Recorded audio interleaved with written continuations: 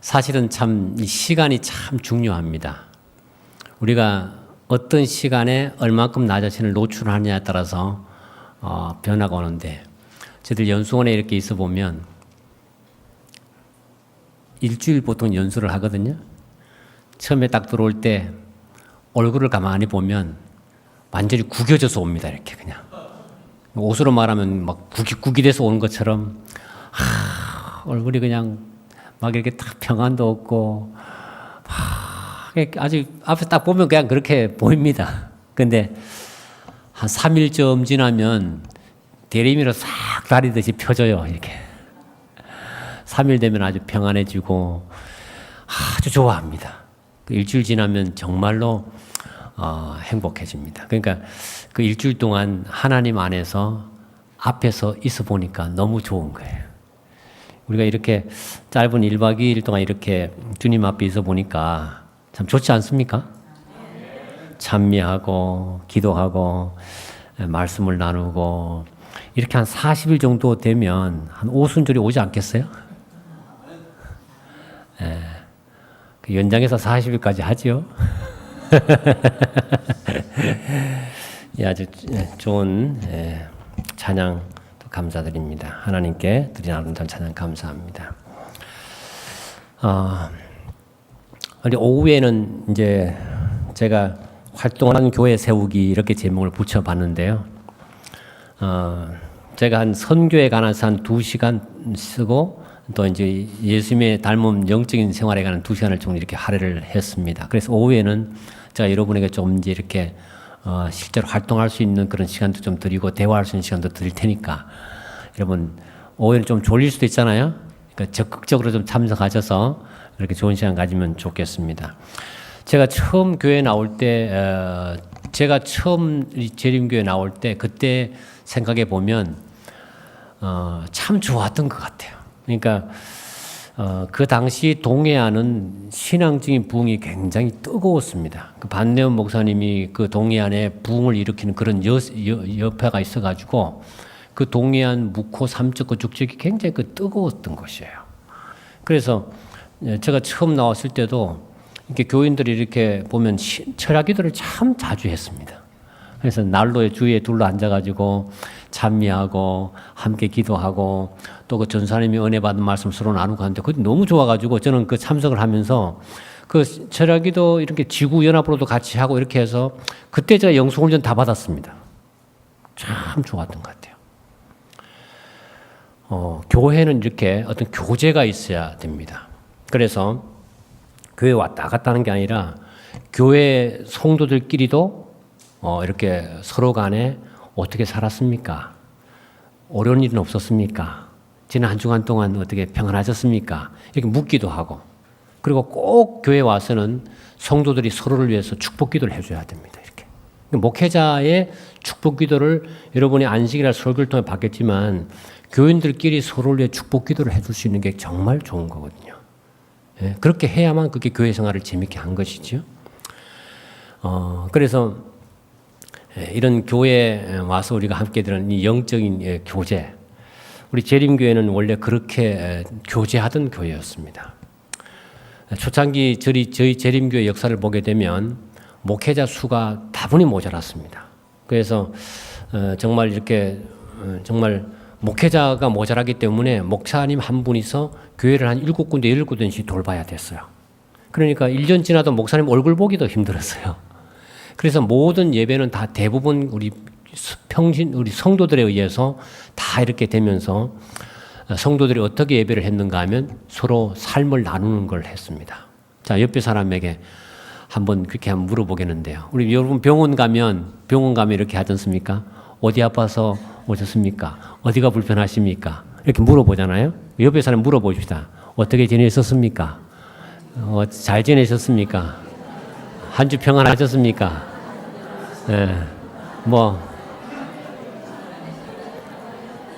아픈 부분은 없었습니까?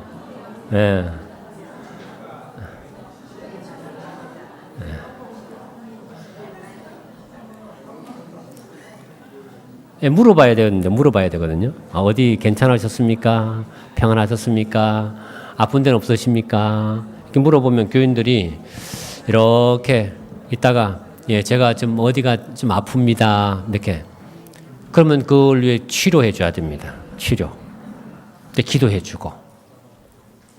그래서 우리가 살면서요, 교인들이 참 교회에 오면 따뜻함을 느끼고 참 가면 이렇게 교회 가면 좀 따뜻한 우애를 느끼고 이렇게 할 수 있는 그런 분위기가 필요합니다. 우리 러셀 브리를 목사님은 재림교회가 원래 교제 중심의 교회였는데 지금은 너무나도 그 교인들의 교제가 없다. 그래서 재림교회가 예수 그리스도의 교회이고자 한다면 분명 관계 중심의 교회로 거듭나야 한다. 참된 교제에 목마르고 굶주린 세상은 이와 같은 교회를 필요로 한다. 어떤 의미에서 성경 연구를 통한 지식 획득에만 치중하는 그룹은 망가진 그룹이다. 그랬어요.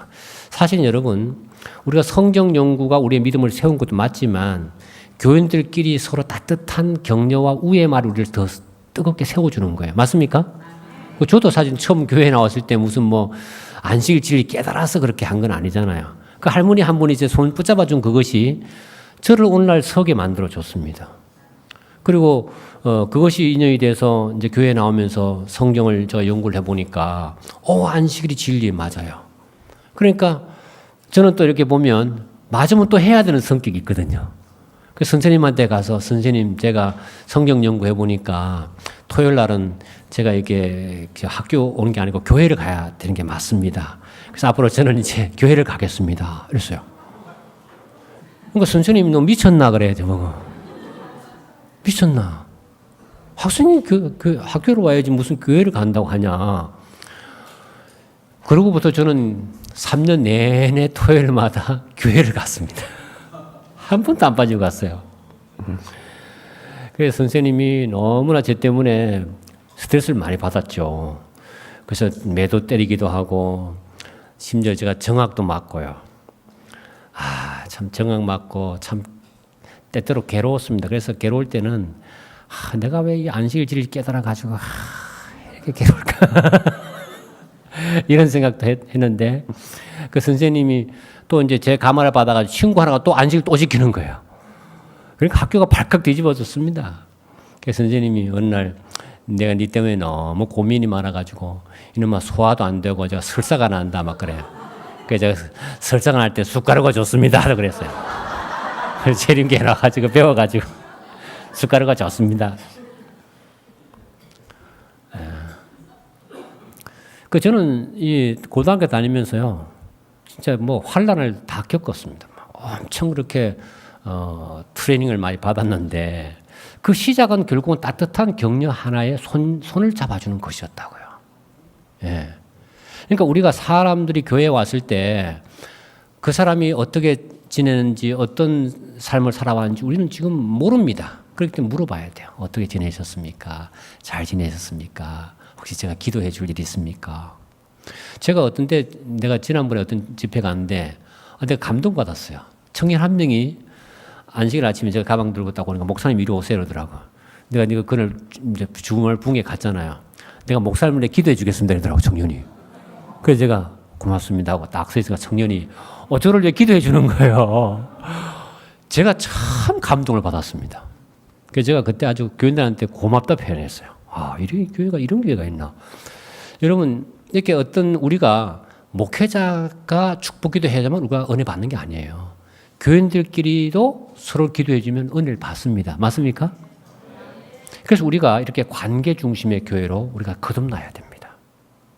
예.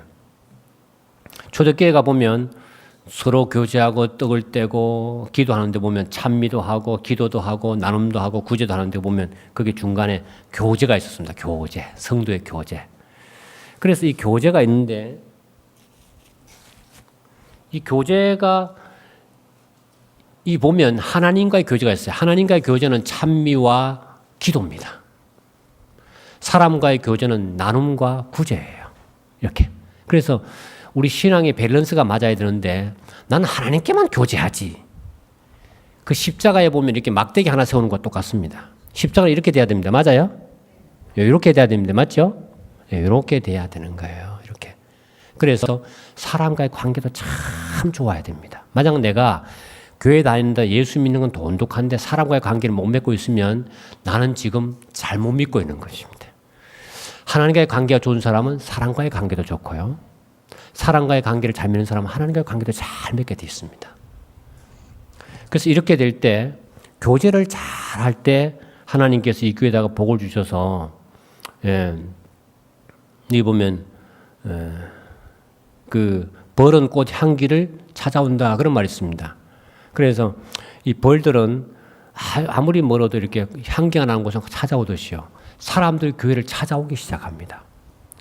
왜냐하면 성도의 교제가 있기 때문에 그래요. 따뜻한 교제, 거기 가면 정말 교인들의 따뜻한 위로가 있고 격려가 있고, 교회 와서 함부로 이렇게 대하면 안 됩니다. 교인들을 함부로 나무라거나 함부로 책망하거나 함부로 이렇게 막 말을 하거나 그런 일 절대 있으면 안 됩니다. 여러분, 만약에 어떤 사람이 여러분 한마를 들고 왔는데 교회 왔는데 보니까 한마 들고 있잖아요. 교회의 기둥을 막 때리고 깨부수고 있습니다. 그죠? 예? 그럼 여러분 볼 때 가만히 있습니까? 그 제지합니까? 예? 한번 생각해 보세요. 한마 들고 왔는데 교회 막 기둥을 막 이렇게 깨고 있으면 여러분이 당장 제지하지 않겠어요? 그죠? 당장 그거 하지 말라고 할 겁니다. 근데 교회의 원래 의미는요, 건물이 아니고 사람이 교회예요. 그래서 에클레시아에서 세상에서 불러남을 받은 사람이 교회입니다. 맞아요? 우리가 교회라고요. 근데 우리가 성도들을 함부로 대하는 것은요, 망치가지고 건물 깨 그런 것보다 더 안 좋은 거예요. 예? 그래서 우리가 교인들을 대할 때 정말로 따뜻하게 위하고 그렇게 대해야 됩니다. 그래서 이런 우애가 있는 교회에 성경에 보면 하나님께서 더해 주시는 거예요. 제자주가 3,000이나 더했고 주께서 구원받는 사람을 날마다 더해 주시고 성령의 후원으로 진행할 수가 더 많아지고 이에 큰 무리가 주께 더하더라. 이에 여러 교회가 믿음이 굳어지고 수가 날마다 더하니라. 여러분 우리 교회도 이렇게 됐으면 좋겠죠. 그래서 교회 성장은 하나님이 거기에 아름다운 교제가 있기 때문에 거기에 영혼들을 보내주시는 게 교회 성장입니다. 그래서 우리는 교회에 와서 성도들의 교제를 적극적으로 해야 됩니다. 그래서 이 사랑의 등급이 있는데 제가 이거 한번 지금 얘기해 보고 있습니다. 세상에서는 피는 물보다 진하다라는 말이 있는데 이 말이 맞습니까? 피는 물보다 진하다. 그래서 혈육의 사랑은 정말 진하다는 겁니다. 근데 교회에서는 거꾸로요. 물은 피보다 진하다. 이 말도 맞습니까? 네. 이 물은 우리가 받은 침례입니다. 침례를 통해 한 형제 자매가 된 사람은 피보다 진한 거예요. 예수님의 사랑의 피가 뜨겁습니까? 우리 혈육의 피가 더 뜨겁습니까? 여기 보면 예수님께서 나의 모친과 나의 동생들을 보라. 누구든지 하늘에 계신 내 아버지의 뜻대로 하는 자가 내 형제요 자매요 모친이니라. 예수님께서는 혈육의 그 모친 자매 형제보다도 오히려 하나님 안에서 한 형제 된 사람들 더 높은 위치에 있는 사랑의 관계 속에 들어갔다고 얘기하셨어요. 혈육의 정의란 것 자체는 남자 여자 좋아서 그냥 결혼해서 낳은 자식입니다. 아가페적인 사랑은 그냥 하나님 부어준 사랑을 한 것이고, 그러나 교회에서 흐르는 사랑은 아가페적인 사랑으로 한 형제 자매가 된 겁니다. 맞습니까? 그래서 이 그리스도의 피는 아가페적입니다. 혈육의 피는 에로스적인 것이 많아요. 그리스도의 피. 그래서 이 교회에 와서 우리가요, 뭐 자꾸 저것 찾으면 안 됩니다. 그래서 학연, 지연, 무슨 혈연 이런 거 찾는 사람은 예수님을 모르는 사람들이에요. 예. 교회에 오면 여기 있는 성도들이 내 혈연보다 더 따뜻한 사람이 돼야 되는 거예요. 네. 우리는 가정에서 어떤 사람, 내 가족들이 어떤 거 있으면 나가서 내 아내가 이렇게 합니다. 내 자식이 이렇게 합니다. 흉을 봅니까? 안 봅니까? 안 봅니다. 혈육도 그러한데 여기 와서 저도 보니까 서삼 출신, 한삼 출신. 저는 안삼 출신이에요. 네? 이런 건 너무 따지면 안 돼요. 이런 거요. 예수님의 피를 부정하는 것입니다. 교회는 가장 높은 한 밴드가 있는데 바로 예수님의 보혈로 한 형제 자매가 된 사람들입니다. 맞습니까? 이 사람들은 이 세상의 어떤 등급보다도 높은 위치에 있는 예수님의 피로 한 형제 자매가 됐기 때문에 우리는 서로 간에 우리의 허물과 잘못들을 감싸 안고 그런 것들을 지켜주고 보호해주고 감싸 안고 해야 돼요. 여러분 자녀가 막 세상에 나가 살다가 살아오면 그 자식을 보듬고 안고 이렇게 해서 케어하지 않습니까? 그래서 이 사랑이 이렇게 서로 믿어지면 마음을 열게 됩니다. 열고 대화를 하게 되고 자기의 어떤 부분도 이야기하게 돼요. 그런데 이 사랑이 확신이 안 되면 사람들은 자기를 이렇게 감싸 안고 대화를 안 합니다. 안 하고 비밀을 지키고 간직하고 이거 내가 얘기하면 교회에서 매장이 돼 이렇게 하고 얘기를 안 하고 다녀요. 그러니까 그 사람은 10년 다녀도 20년 다녀도 그 상처를 그대로 안고 다니는 거예요. 교회를 다니지만 치료가 안 됩니다. 어떤 한 그룹에서 이제 성경에 보면 서로를 위해 기도하고 너희 죄를 서로 구하고 서로를 위해 병 낫기를 위해 기도하라 이렇게 있지 않습니까? 그래서 모임 가운데 이렇게 이제 이런데 우리 좀 서로를 위해 기도할 테니까 자기 좀 잘못한 부분 얘기해 보라고. 그러니까 한 사람이 난 아직도 담배를 못 끊었어. 놀랬는 얘기죠.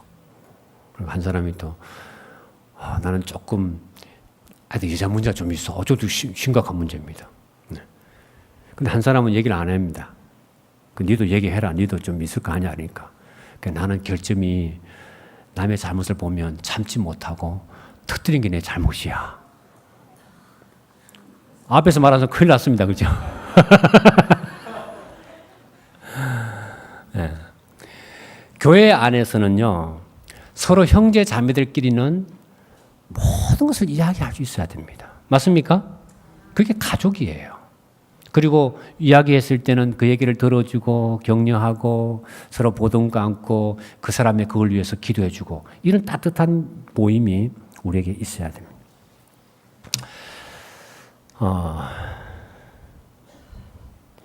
재림교회가 이 친교 모임을 우리가 하게 됐는데 그것을 이제 소셜 미팅이라고 그렇게 하는데 종교개혁을 하고 나서 소그룹 활동이 부흥하고 그 가운데 요한웨슬리가 감리교회를 세우는데 그때 이 감리교회를 세우니 웨슬리는 12명 정도의 소그룹 모임을 시작을 하고 이 모임에서 나중에 우리 이제 재림교회의 초창기 우리 선구자들이 나오면서 속회 모임에서 감리교회에서 가져온 이 영적 교제 모임을 발전시켜 나갑니다. 그리고 예배 후에 설교의 감동을 나누고 성경 공부 모임이 아니라 예수님만의 삶을 서로 나누었습니다.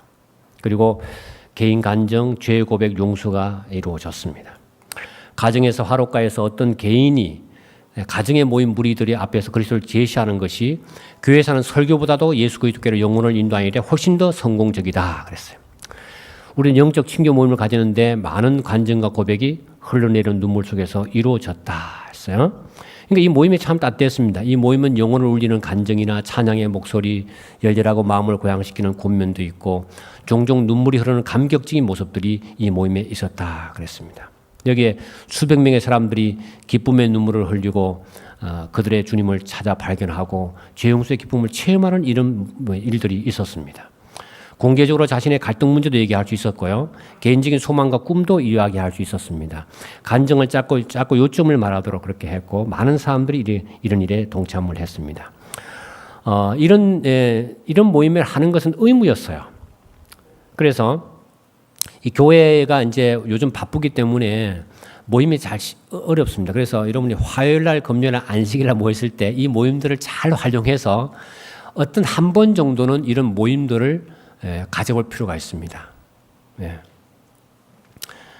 그 다음에 엘렌 화이트이 돌아가신 다음에 이런 모임들은 점차적으로 사라지게 되었죠. 그래서 이런 모임들은 설교를 듣고 은혜 받은 것을 서로 나누기도 하고요. 간증을 하기도 했고 또 말씀 묵상을 서로 나누기도 하고 교회 성장에 관한 주제를 가지고 이야기도 하기도 하고 초신자 중심으로 우리가 사귀기 위한 대화를 나누기도 하고 방법은 참 여러 가지인데요. 시간 여러분에게 한번 제가 주제를 한번 드려보고 싶습니다. 네, 자 기도하겠습니다.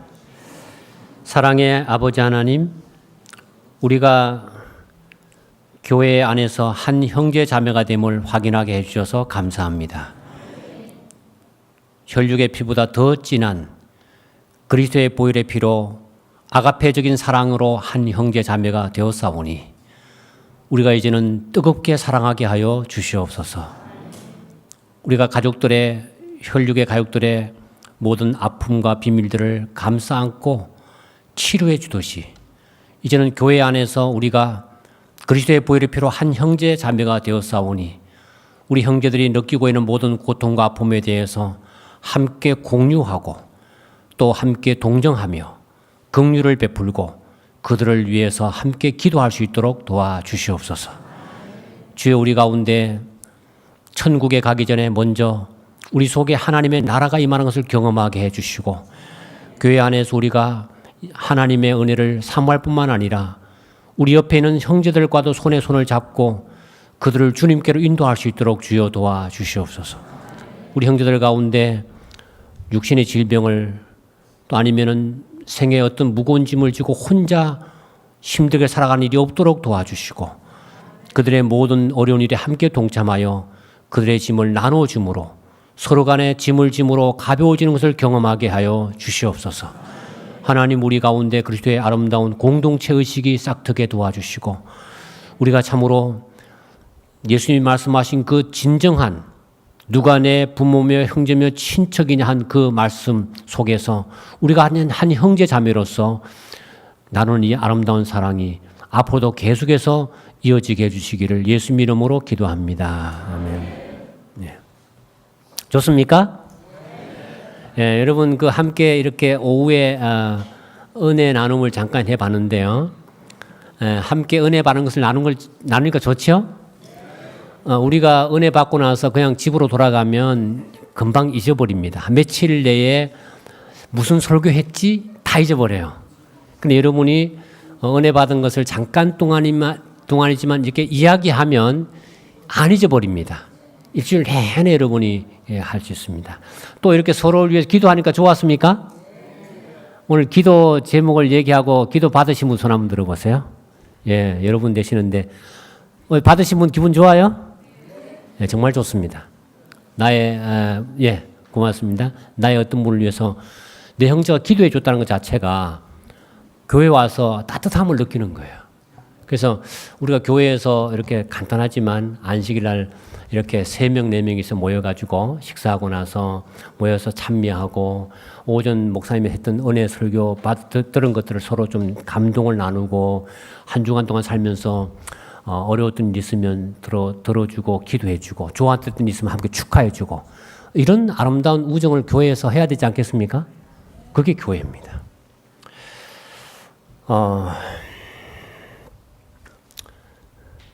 제가 다루고 싶은 주제가 참 많습니다. 참 많은데 우리가 교회 안에서 이런 좋은 사귐을 하게 되면 바깥에 나가서 안 믿는 형제들하고도 잘 사귈 수 있는 준비가 되어지는 겁니다. 일단 왜냐하면 교회 안에서 서로 잘 아는 사이기 때문에 서로 간에 잘 이렇게 대화를 하면서 좋은 관계를 유지할 수 있지 않습니까? 이런 것이 잘 돼야만 바깥에서 안 믿는 사람들을 만났을 때도 그들을 잘 대할 수가 있거든요. 그래서 교회에서 훈련할 필요가 있습니다. 여러분, 우리가 어떻게 예수 그리스도를 믿게 되었는가 하는 것에 대해서 저는 이 농사를 지어보면서 저는 정말 농사의 그 문외한이었어요. 그래서 감자는 어떻게 심는지 고구마가 어떻게 심는지 몰랐어요. 여러분, 감자는 싹을 심습니까? 감자 자체를 심습니까? 고구마는요. 고구마는 싹을 심어요. 고구마를 심어요. 싹을 심습니다. 그죠? 그래서 저는 그걸 연손에 와서 알았어요.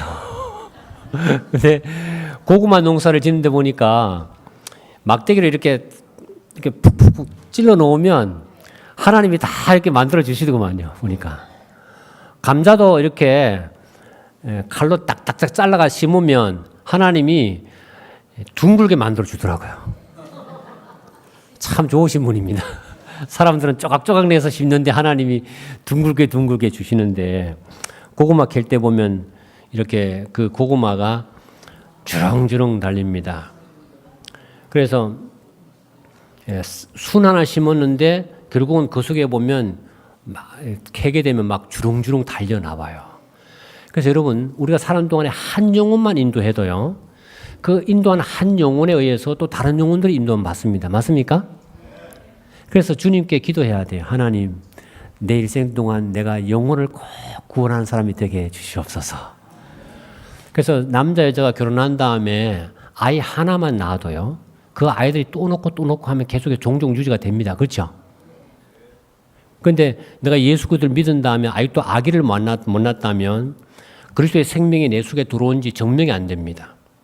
그래서 남자 여자가 결혼한 다음에 생명이 들어오면 그 생명이 자라서 아이가 태어나야 그 아이를 보면서 하나님 사랑을 느끼는 거예요.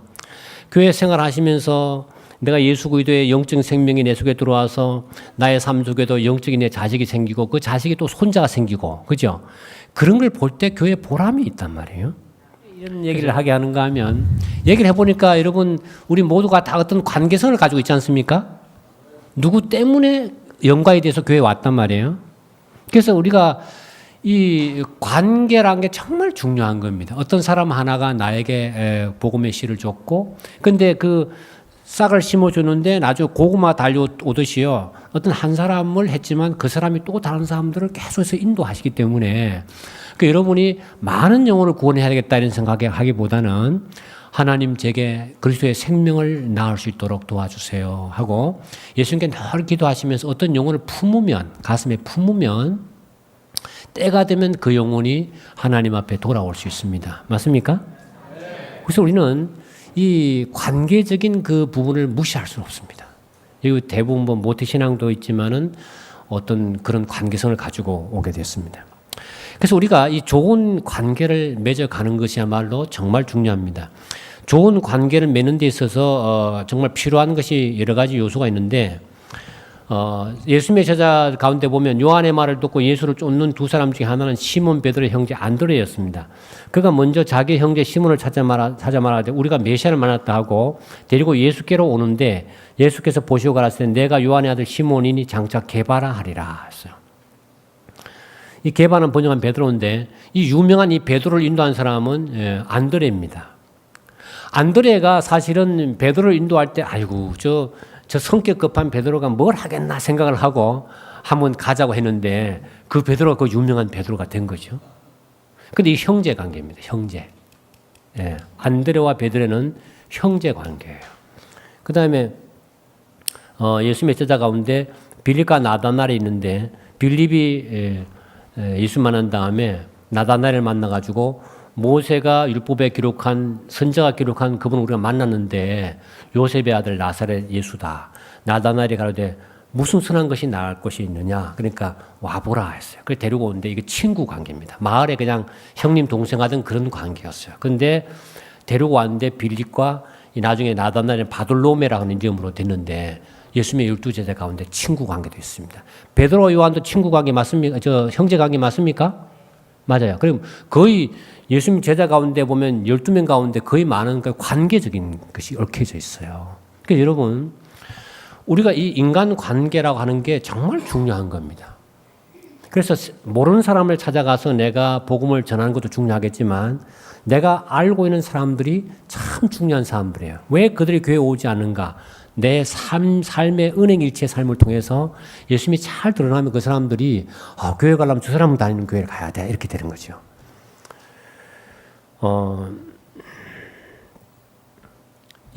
그래서 성경에 보면 관계가 이렇게 나옵니다. 자, 사도행전 1장 8절 같이 읽어볼까요? 시작.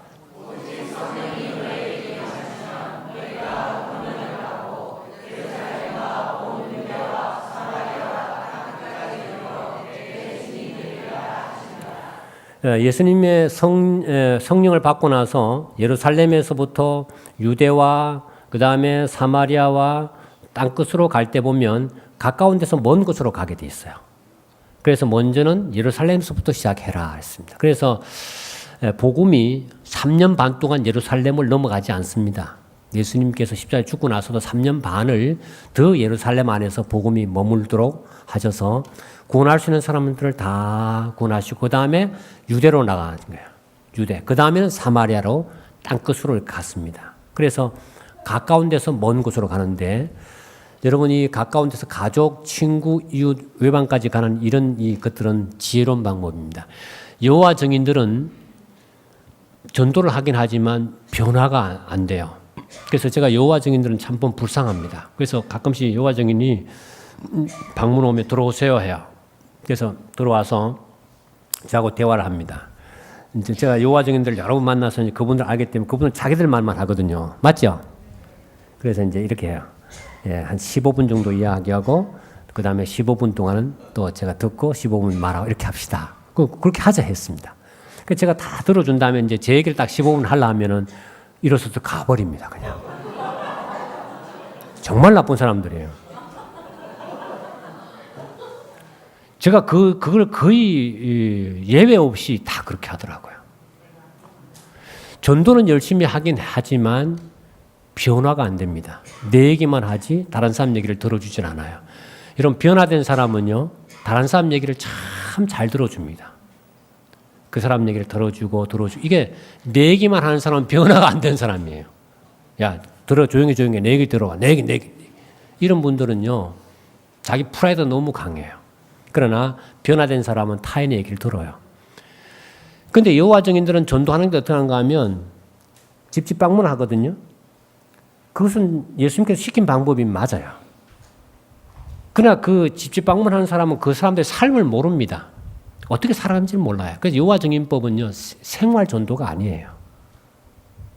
자기 삶은 어떻든 건지 간에 아무튼 그 모르는 사람 찾아서 확률적으로 10명 방문하면 1명 정도는 공부할 수 있는 준비가 됐기 때문에 여호와 증인에게 인도하는 거거든요. 그러나 예수님께서 하신 방법은 가까운 데서부터 하라 했습니다. 우리가 이 전도를 하려면 우리가 삶이 변화돼야 됩니다.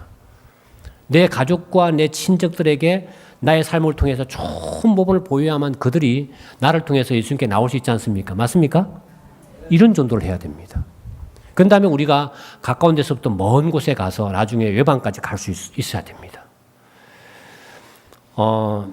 사람들은 무엇에 감동을 받는가? 사람들은 어떤 일에 감동을 받는가 하면 알아주는 것 때문에 감동을 받습니다. 따라해 볼까요? 사람들은 아는 것에 감동을 받는다. 예수님이 여리고성을 들어가셔가지고 이렇게 하는 거야. 삭개오야 내려오세요. 삭개오님 내려오세요. 오늘 제가 하룻밤 좀 1박 해야 되겠습니다. 여러분 삭개오가 감동이 됐을까요? 어떤 처음 만난 사람이 여러분 이름을 불러주면 여러분 감동이 됩니까? 이 사람 나한테 관심이 있네? 어떻게 내 이름을 알지? 이렇게 되는 거야. 그런데 삭개오는 예수님을 그 유명한 예수님 만나고 싶어도 너무 사람들이 많아가지고 못 만나가지고 이제 나무 위에 올라가서 이렇게 내다보고 있는데 예수님 어디만을 이렇게 보시고 나서 삭개오 내려오세요 이런 거예요. 여기서부터 감동이 되는 겁니다. 예수부터. 야, 예수님이 자기 이름을 알고 있는 거예요. 내 이름을. 자, 예수님은 어떤 영혼을 만날 때 그에 관한 모든 정보를 다 가지고 만나는 거예요. 그래서 여러분 항상 모든 사람은요 언제 감동받는가 하면 누군가가 나를 알아줄 때 감동을 받습니다. 나를 알아줄 때. 예수님께서 사마리아 여인을 만날 때도 보면 남편 불러오세요. 그러니까 남편이 없습니다. 그러니까 남편이 없단 말이 옳습니다. 남편 5이 있었지만 지금 있는 자는 내 남편이 아니에요. 그럼 몇 번째 남편이란 거예요 지금? 6번째요. 참 복잡하지요? 참 복잡해요. 이런 분도 예수님이 교회를 인도하기를 원하셨어요. 이러면 생각할 때 아이고 저 교회 인도하면 안 돼. 스캔들 일으킬걸? 우리는 그렇게 생각할 수 안 그렇습니다. 예수님이 바라보는 것은요. 진리를 찾는 간절한 열망을 보는 거예요. 그러니까 얼마나 망가졌든지 그것은 둘째 문제입니다. 주님께서 원하신 건 정말로 이 생수를 갈망하고 있는 여자를 보신 거예요. 그러니까 예수님이 이 물을 먹으면 다시 목마르지, 내가 주는 물을 마는 영원히 목마르지 않습니다. 영생수를 얘기하고 있는데 여자는 다른 얘기를 하고 있거든요. 그래서 예수님이 그의 삶을 살짝 비춰가지고 딱 얘기하니까 놀란 거예요. 어떻게 나를 아시냐니까? 그러니까 선지하죠 이렇게 하는 거예요. 예수님이 메시아 얘기를 하다가 당신과 말한 그 사람이 바로 납니다 얘기했습니다. 여자가 놀랐습니다. 사마리아 여인은 자기를 알고 있는 그리스도 앞에서 그의 삶이 변화되기 시작했어요. 예수님께서 영혼을 만날 때마다요, 이름이 뭡니까? 뭐 하신 분입니까? 이렇게 말하지 않았습니다. 다 알고 만난 거예요. 알고. 예? 그래서 여러분이 어떤 한 영혼을 이렇게 인도하려고 하면 그 영혼에 대해서 알고 있는 모든 데이터를 알아야 합니다. 그가 생일은 언제인지, 결혼 기념일은 언제인지, 가족의 어려움은 없는지 다 알고 만나가지고 이렇게 하면요, 그 치료 감동을 받습니다. 자, 그래서 이런 말이 있어요. 따라해 보십시오. 좋은 관계 만들기 위하여 경청하라. 경청하라. 네, 경청해야 됩니다. 그래서 여러분이 영혼들 만날 때 내 말 하러 나가면 안 됩니다. 아이고, 내가 안식일 질질 들하러 나가야지. 이게 중요한 게 아니에요. 사람들 만나서 먼저 경청을 해야 되는데, 이 경청이란 말을 가만히 보시면 기울 경자예요. 그래서 이렇게 허리를 숙여야 돼요. 그 다음에 청자 보면 눈 10개의 눈으로 마음 하나를 이렇게 합쳐가지고 그 사람과 마음을 합쳐서 귀를 쫑긋 들을 때 왕이 말한 것처럼 들으세요. 이렇게 되어 있어요. 그 경청은요, 굉장히 존경하는 마음으로 들어야 되는 거죠. 경청을 하게 되면 상대방의 마음을 얻습니다. 우리가 상대방을 만날 때 이 역지사지의 마음이 필요합니다. 그 사람 입장에 서서 생각을 해보는 거죠. 자, 여기에 보면 이 사람 입장에 서서 보면 이게 문자지만 그 사람 반대편을 볼 때 무슨 자예요? 곰자입니다. 이것은요, 이쪽에서 보면 6이지만 저쪽에서 보면 무슨 자예요? 구자입니다. 이렇게 해서 그 사람의 입장에 서서 생각을 해보고 그 사람의 필요한 것들을 채워주고 이런 관계가 필요합니다. 자, 여러분께서 이렇게 교회에서 미리 앉아가지고 가상 구도자를 정하셔서 연습을 해봐야 됩니다. 우리가 연습이란 것 자체가요, 막상 이렇게 실제로 나가가지고 이렇게 할 때 보면 많은 미스테이크가 생깁니다. 많은 실수가 생기는 거예요. 그래서 이런 걸 안 하면 이렇게 됩니다. 내가 오늘 좋아하는 음식점이 있는데 우리 같이 갑시다. 이렇게 데려갔어요. 근데 그 사람은 예를 들어서 내가 정말로 좋아하는 게 예를 들어서 면 종류예요.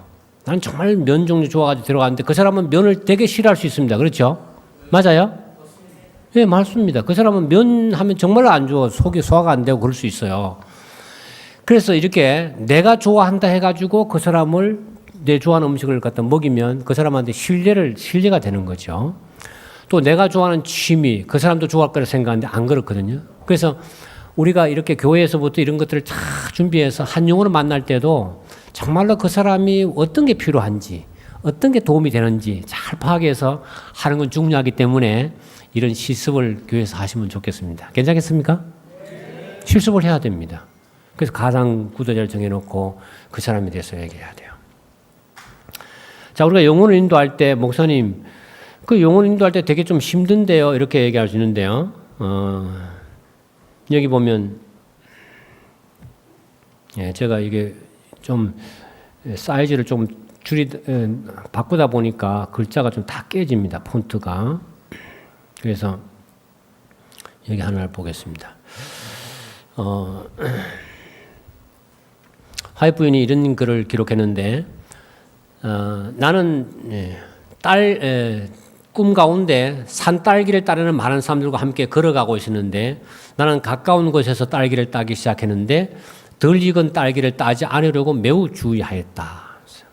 크고 아름다운 딸기들이 땅 위에 떨어져 반은 벌레가 먹은 것도 있었다. 우리가 조금만 일찍 왔더라면 이 아까운 열매들을 하나도 버리지 않았을 것을 씁니다.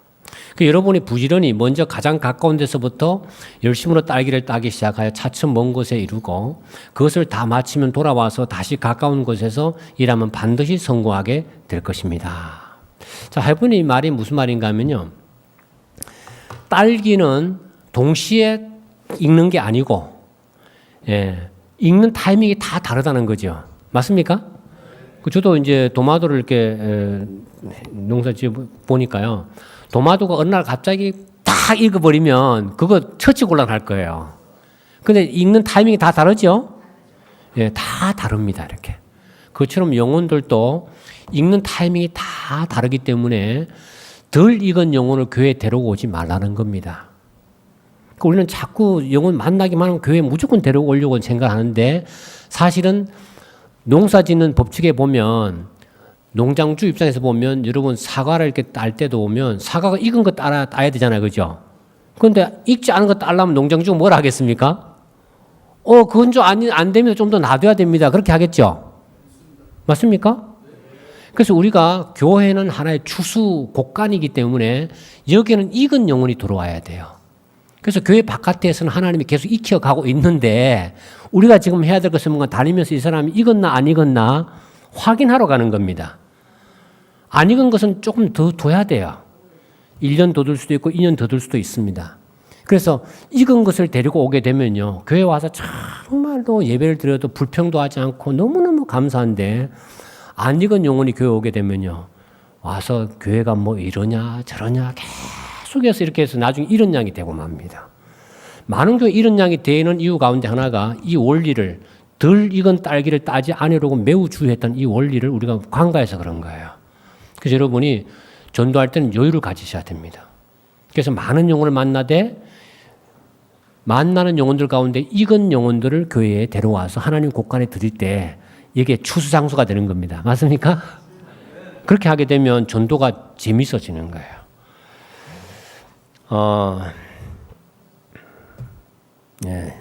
여기 보면 예수님께서 마태복음 9장에 이런 얘기했습니다. 같이 읽어볼까요? 이르시되 시작. 이르시되 추수할 것은 많되 일꾼은 적으니 그러므로 추수할 일꾼들을 보내어 주소서 하라. 내가 너에게 이르노니 눈을 들어 밭을 보라. 씌워져 추수하게 되었도다.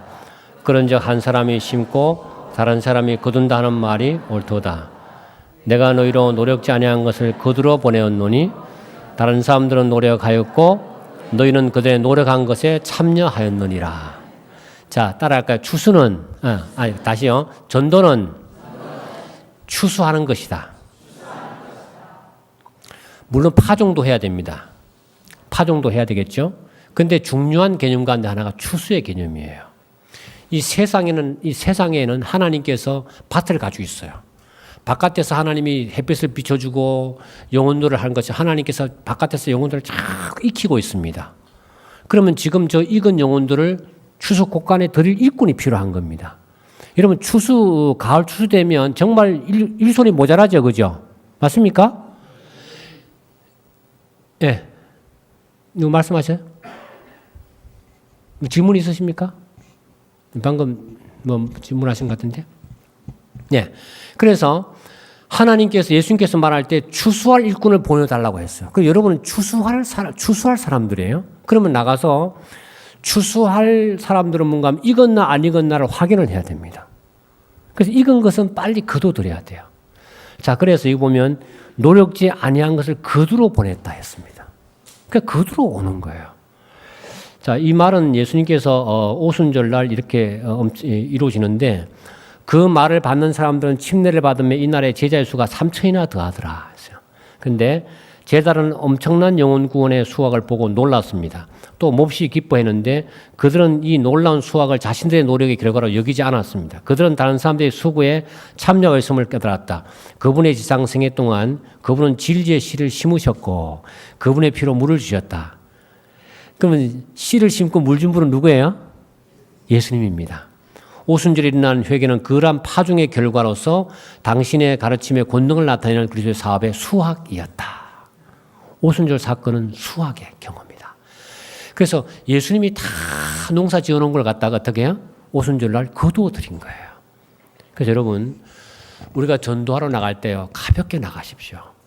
그 사람들이 좋은 친구가 되어 주셔야 됩니다.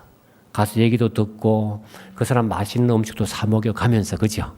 그 사람이 좋아하는 취미가 뭔지, 그 사람이 등산을 좋아하면 몇 명이 팀이 돼서 그 사람과 등산도 같이 가주면서, 이렇게 하면서 그 사람이 좋아하는 것을 함께 해주게 되면 그 사람이 내가 믿는 하나님을 좋아하게 됩니다. 나를 좋아하게 되고 내가 믿는 하나님을 좋아하게 돼요. 이렇게 전도하게 되면 문제가 없습니다. 그래서 이런 전도가 우리 가운데 활활 일어나게 되기를 간절히 바랍니다. 예, 혹시 질문 있으십니까? 그래서 수학의 이 개념을 가지고 우리가 접근할 필요가 있습니다. 이제 제가 말씀을 이제 조금 줄이면서요,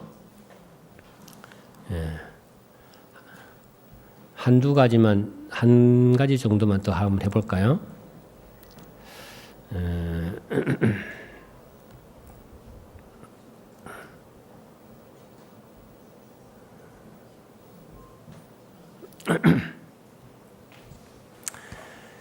예, 제가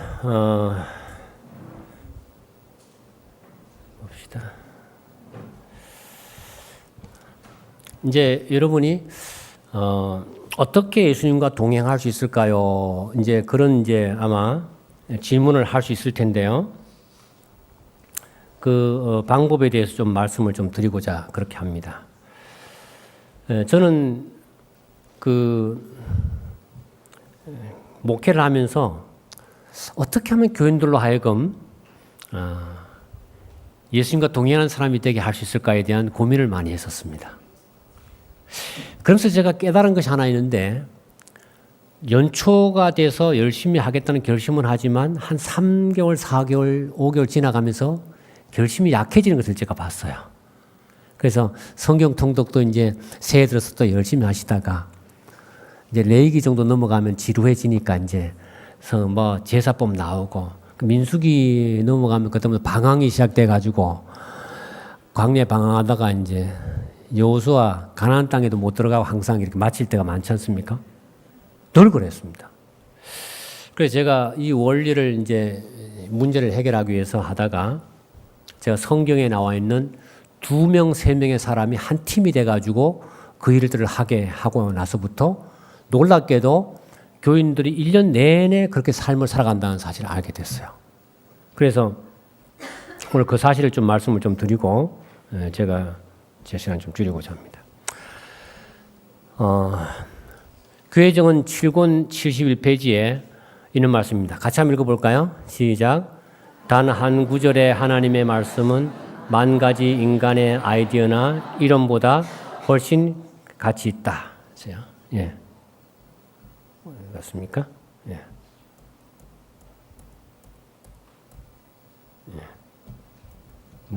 컴퓨터 조금 문제가 좀 생겼네요. 예.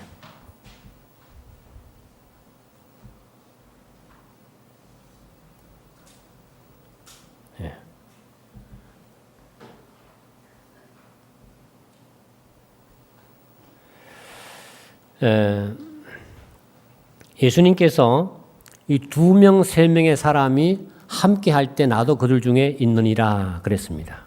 그리고 예수님께서는 12명을 보낼 때도 둘씩 보내셨습니다. 그리고 나중에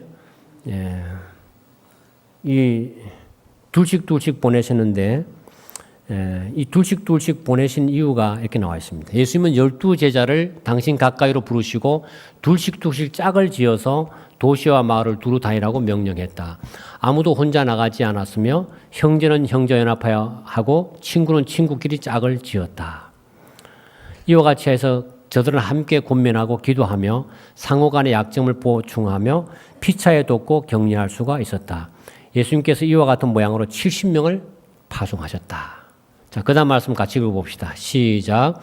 복음을 전하는 사람들을 이런 방법으로 연구하게 하는 것이 구주의 목적하시는 바였다.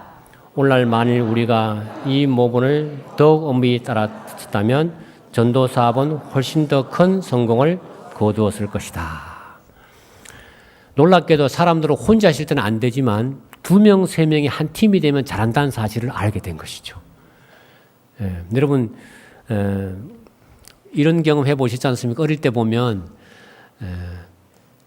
밤에 이렇게 다닐 때도 참 무서웠잖아요, 그죠? 저는 이제 마을에 이렇게 있을 때 마을에 이렇게 길이 있으면 돌아가야 됐습니다. 근데 이렇게 빨리 가는 길이 있는데 공동묘지가 있었습니다. 근데 밤에 여러분 어릴 때 공동묘지 지나간 거 좀 무섭죠? 이래가지고 막 소리 나고 막 가면은 막 뒤에서 막 땡기는 거 같잖아요, 그죠? 그래서 그 공동묘지는 혼자 못 지나다닙니다. 근데 한 명만 더 있으면 지나갈 수 있나요? 갈 수 있습니다. 뭐 상관없습니다. 한 명만 더 있으면 사람은요, 막 엄청나게 담대해져요. 그게 이상한 원리입니다. 이상한 원리예요. 사람이 혼자 있을 때는 안 되지만 2명 있으면 엄청나게 잘 되는 게 많아요. 여기 보면 아담을 창조했을 때 하나님의 형상대로 지었는데 남자 여자를 창조했고 하나님이 그들에게 복을 주시고 그들의 이름을 사람이라 일컬었다 했어요. 옆에 앞에 있는 우리 집사님 본인이 사람이라고 생각을 하시죠? 뭐 이건 질문하면 좀 이상합니다만 또 옆에 집사님도 사람이라 생각하십니까? 사람이라 생각하신대요. 근데 성경에서 말하는 사람은 혼자를 말하나요? 둘을 말하나요? 그렇습니다. 보면 남자와 여자를 창조하고 그들에게 복을 주시고 그들의 이름을 뭐라 했습니까? 사람이라. 그러면 사람은 혼자가 아니고 뭐예요? 2명 이상일 때 그들을 사람이라 했어요. 그래서 사람 인자가 보면 이렇게 돼 있어요. 이렇게. 이것이 소위 말하면 하나님의 형상입니다. 그래서 사람은요, 혼자 있을 때는 하나님의 형상이 회복이 안 돼요. 그러니까 한국 사회가 혼자 무슨 혼밥, 혼영해서 혼자 밥 먹고 혼자 영화 보고 이 모든 것들은요, 한국 사회가 망가지고 있다는 증거예요. 공동체가 다 붕괴되고 있는 거예요. 개인주의가 판을 치고 있고. 그래서 지금 사단은 극도로 세상을 개인주로 만들어 가고 있는데, 그래서 이런 형상이라는 것은 이렇게 둘이 있을 때 형상이 되는 거예요. 그래서 남자 여자 결혼을 하게 되고 교회에서도 왔을 때도 혼자 신앙하게 되면 하나님 형상의 회복이 안 돼요. 같이. 그래서 삼위일체인 것처럼 세 분의 하나님이 하나인 것처럼 그렇게 연합해서 일을 하는 것이죠. 성경에 저는 이런 원리를 보면서 굉장히 과학적이다. 예를 들어서 인간 관계를 보면 여기 보면 2명이 모이면 2개의 관계, 3명이 모이면 6개의 관계, 10명이 모이면 90개의 관계가 생기고 12명은 132개가 생기고 50명이 모이면 2450개가 생깁니다. 200명의 교인이 모이면 39,800개의 관계가 형성이 돼요. 굉장히 복잡하죠. 그래서 사람의 마음이 100명만 모이면 9,900개의 마음을 맞춰야 됩니다. 예수님께서 12명의 제자를 마음 맞추는데 3년 반을 소비하셨어요. 그래서 132개의 마음입니다. 한 사람당 11개씩 맞춰야 되는 것이니까. 자, 그래서 불가능합니다. 그래서 예수님께서는 가장 작은 2명, 3명을 팀으로 만들어서 일하면 마음을 맞춰서 일하기 좋다 했어요. 자, 그래서 여러분이 교회에서 2명, 3명이 한 팀이 되셔서 여러분이 아까 말하는 그런 그 친구 만들고 사귀러 가는데 같이 가셔야 되는 거예요. 혼자 가지 말고. 아시겠습니까? 아시겠어요? 예.